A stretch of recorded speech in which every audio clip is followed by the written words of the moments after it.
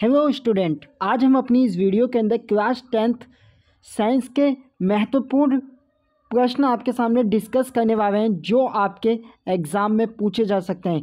इससे पहले हमने एक वीडियो बनाई थी क्लास 10th साइंस को लेकर, जिसे आपकी तरफ से काफ़ी पसंद किया गया।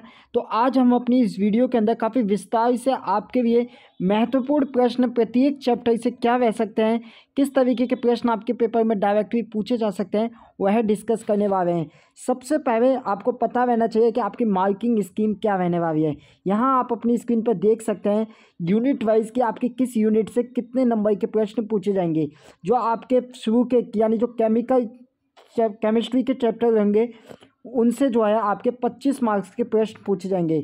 इसी प्रकार वर्ल्ड ऑफ लिविंग से जो है 25 मार्क्स के प्रश्न पूछे जाएंगे।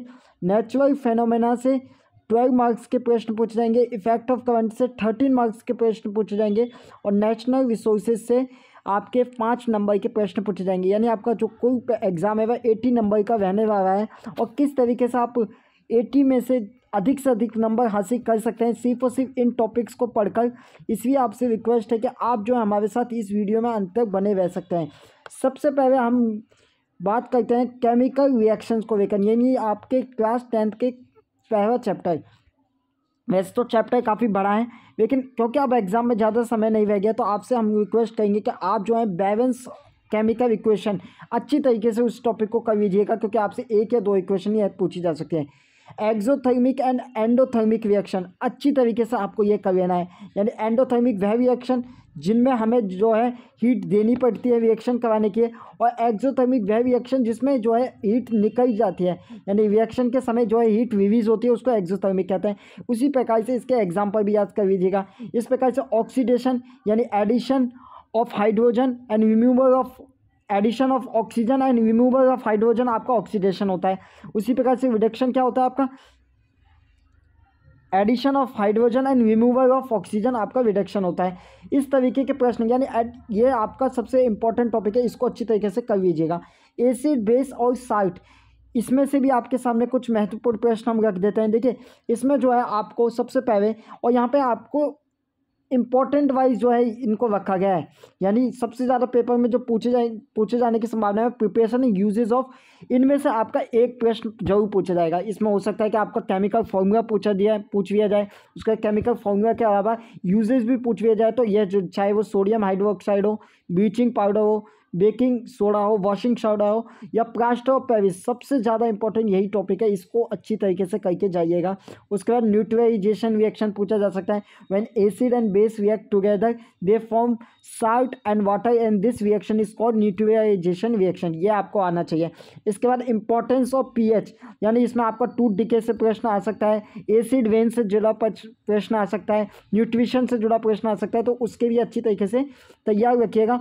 कॉन्सेप्ट ऑफ पीएच इसके अच्छी तरीके से समझ लीजिएगा। आप यहाँ पर देख सकते हैं एक तरीके से आपका 0 से लेकर 14 तक की गिनतियाँ लिखी रहती हैं, और यहाँ बीच में जो है आपका 7 रहता है। जो 7 होता है वह न्यूट्रल होता है, और 0 से 7 के बीच में जो भी नंबर आता है वह आपका एसिड का नंबर होता है, और इसी प्रकार से 7 से 14 के बीच में जो भी नंबर आता है वह बेस का नंबर होता है। ये कुछ महत्वपूर्ण जानकारी भी हम आपको यहाँ से देते जा रहे हैं। इसके बाद आता है मेटल्स और non metals.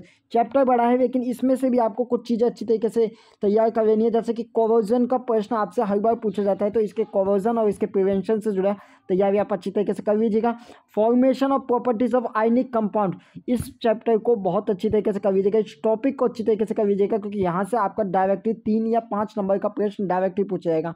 Properties of metal, जिसमें डक्टिविटी, आपका मेवेबिलिटी, सोनोवस, ये सभी प्रॉपर्टीज़ की डेफिनेशन जो है आपको अच्छी तरीके से याद कर लेनी है। बेसिक मेट्रोलॉजी प्रोसेस भी अच्छी तरीके से कर लेना है। इसके बाद आता है आपका चैप्टर नंबर 4। चैप्टर नंबर 4 को हम कहेंगे आपसे कि आप उस पूरे चैप्टर को अच्छी तरीके से कर लीजिएगा, क्योंकि वह एक महत्वपूर्ण चैप्टर है। वहाँ पे कार्बन का वो महत्वपूर्ण चैप्टर है, और उसमें जो है आपसे पूछा जा सकता है कि कार्बन जो है इतनी बहुमात्रा में क्यों पाया जाता है, यानी कार्बन से रिलेटेड प्रश्न आएंगे आपके। इसके अलावा आपका कोवेलेंट बॉन्ड से जुड़े प्रश्न आएंगे, तो उस चैप्टर को अच्छी तरीके से कर लीजिएगा। यूनिट 2 को एक अंदर हम चलते हैं, वर्ल्ड ऑफ लिविंग। यह भी आपकी एक महत्वपूर्ण यूनिट है और यहाँ से भी आपके 25 नंबर के प्रश्न पूछे जाएंगे, तो इसलिए आपको यह बिल्कुल भी हल्के नहीं लेना है। और इसमें याद करने वाली चीज़ें तो इसको अच्छी तरीके से समझ लीजिएगा, जिससे आपको पता रेस्पिरेशन और बेसिक कॉन्सेप्ट ऑफ न्यूट्रिशन आपको चैप्टर 6 से लाइफ प्रोसेस, क्योंकि लेंथी चैप्टर है तो हम आपको अब क्योंकि पेपर में ज़्यादा समय नहीं रह गया, तो इन 2 महत्वपूर्ण टॉपिक को अच्छी तरीके से करके जाइएगा। उसी प्रकार control and coordination in animals and plant में आपको यह सभी टॉपिक, जिसमें introduction of plant hormones, nervous system, chemical coordination, animal hormones और voluntary, involuntary and reflex section अच्छी तरीके से कर आपको जाना है, पेपर में अच्छे नंबर लाने हैं। तो इसके अलावा यहाँ पर आप अपनी स्क्रीन पर देख सकते हैं, यहाँ पर आपका सबसे ज़्यादा most important topic sex determination, Mendel का जो चैप्टर है हेरिडिटी एंड एवोल्यूशन, यह आपसे डायरेक्टली प्रश्न पूछा जाएगा और इसके लिए आपको अच्छी तरीके से तैयारी करके जानी है। और इसमें आपको कोई भी जो है बरतनी नहीं है, आपको भी किसी भी तरीके का आलस नहीं बरतना है और इस चैप्टर को अच्छी तरीके से करके जाना है। अब आगे जाते हैं रिप्रोडक्शन। देखिए यह चैप्टर ऐसा चैप्टर है, यहाँ से हर साल ज़्यादा से ज़्यादा नंबर का प्रश्न पूछा जाता है और यही कारण है कि इस चैप्टर में से हमने जो भी आपके सिलेबस में दिया है वह सब कुछ यहाँ पर लिख दिया है, क्योंकि इस चैप्टर को आप ना चुने तो बेहतर रहेगा, क्योंकि इस चैप्टर से आप अधिक से अधिक नंबर हासिल कर सकते हैं। इसके बाद अगर हम बात करें तो अब नेक्स्ट चैप्टर आपका आता है यहाँ से हेरिडिटी एंड एवोल्यूशन, ये हम अच्छी तरीके से कर चुके हैं। अब यहाँ पर आता है नेचुरल फेनोमेना, यूनिट नंबर 3 है और नेचुरल फेनोमेना आपके 12 नंबर के पूछे जाएंगे। यहाँ पर आप अपनी स्क्रीन पर देख सकते हैं नेचुरल फेनोमेना जो आपकी यूनिट थी, यहाँ पर कितने नंबर के, 12 नंबर के आपके एग्जाम में पूछे जाएंगे। तो इसमें आपको क्या क्या अच्छी तरीके से करना है, यहाँ आप देख सकते हैं जो आपका राइट वाला चैप्टर है उसमें आपको ज़्यादा से ज़्यादा, देखिए वैसे तो चैप्टर बड़ा है, इमेज फॉर्मेशन आपको आने चाहिए, लेकिन अब समय कम है, तो अगर आपने वह नहीं किया है तो आप जो है डायरेक्टली चीज़ों को याद कर सकते हैं। इसी प्रकार से जैसे प्रिंसिपल एक्सिस क्या होता है, प्रिंसिपल फोकस क्या होता है, फोकल लेंथ क्या होती है, मिरर फॉर्मूला क्या है, इन सभी चीज़ों को भी अगर आप याद करेंगे तो आपको जो है अधिक से अधिक नंबर प्राप्त हो सकते हैं। और इसमें आपको ज़्यादा कुछ नहीं करना है, सिर्फ और सिर्फ एक बार अच्छी तरीके से चीज़ों को पढ़ना है और उसके बाद इसको मेमोराइज कर लेना है। लॉ ऑफ रिफ्लेक्शन अच्छी तरीके से याद होना चाहिए, रिफ्रैक्टिव इंडेक्स से जुड़ा क्वेश्चन आपके अंदर आ सकता है, तो उसके लिए भी तैयार रहना है। इसके अलावा लेंस फॉर्मूला से रिलेटेड भी प्रश्न आएंगे, पावर लेंस से भी, image formula, spherical lens, magnification, यानी ये वह टॉपिक है जिन्हें आप कम से कम समय में अधिक से अधिक नंबर ला सकते हैं, इसलिए इन टॉपिक को अच्छी तरीके से करके जाना है। अब ये देखिए ये महत्वपूर्ण प्रश्न है आपका, इस चैप्टर में आपको अधिक से अधिक नंबर हासिल करने हैं, क्योंकि इसमें ज़्यादा मुश्किलें नहीं आएंगी आपको, इसलिए हमने ये पूरा चैप्टर आपके सामने रख दिया है। इसे आप अच्छी तरीके से कर लीजिएगा। प्रिज्म के थ्रू लाइट किस तरीके से डिस्पर्जन ऑफ लाइट होता है, स्कैटरिंग ऑफ लाइट क्या होता है, एप्लीकेशन इन डे लाइफ, इसमें आपको colour of sun at sunrise ये टॉपिक आपको छोड़ देना है, जो आपका ऑफिशियल सिलेबस है उसके अनुसार, तो ये सब टॉपिक आपको यहाँ से कर लेना है। इसके बाद आता है इफेक्ट ऑफ करंट, 13 नंबर का ये महत्वपूर्ण प्रश्न, और यहाँ से आपको यह सभी चीज़ ओन सो आपके पेपर में डायरेक्टली पूछा जाएगा, हो सकता है न्यूमेरिकल बेस में पूछ लिया जाए या डायरेक्टली डेफिनेशन पूछ ली जाए, तो इसको अच्छी तरीके से करके जाना है। इसके बाद फैक्टर अफेक्टिंग रेजिस्टेंस, इस टॉपिक को भी अच्छी तरीके से करना है। Series combination of register and, यह टॉपिक ऐसा टॉपिक है सीरीज ऑफ पैरेलल कॉम्बिनेशन, यहाँ से डायरेक्टली हर साल प्रश्न पूछा जाता है, तो इसके लिए आप अच्छी तरीके से तैयारी कर लीजिएगा। यहाँ इंटररिएक्शन भी है, इंटरवेरिएशन भी है, इसको भी अच्छी तरीके से कर लीजिएगा।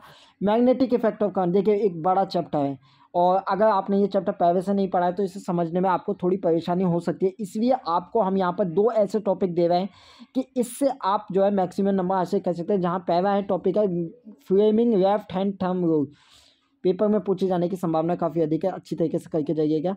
और एसी जो है डीसी, किस तरीके से डोमेस्टिक में एसी का एडवांटेज है डीसी पर, यह आपको बताना है। तो इससे आपके 2-3 टॉपिक, एसी आपको अच्छी तरीके से समझ में आ जाएगा, डीसी अच्छी तरीके से समझ में आ जाएगा, उसके बाद इलेक्ट्रिक सर्किट के बारे में अच्छी जानकारी हासिल करेंगे, और मैग्नेटिक इफेक्ट ऑफ करंट हो गया। अब आकर में आता है नेचुरल रिसोर्सेज, 5 नंबर का यहाँ से भी पूछा जाएगा और यहाँ से आप आसानी से 5 नंबर हासिल कर सकते हैं इन सभी टॉपिक को करते, इसमें कोई परेशानी नहीं आएगी, चाहे ओजोन डिप्रेशन हो, वेस्ट एंड प्रोडक्शन हो, यहाँ से आपका 5 नंबर का प्रश्न आएगा।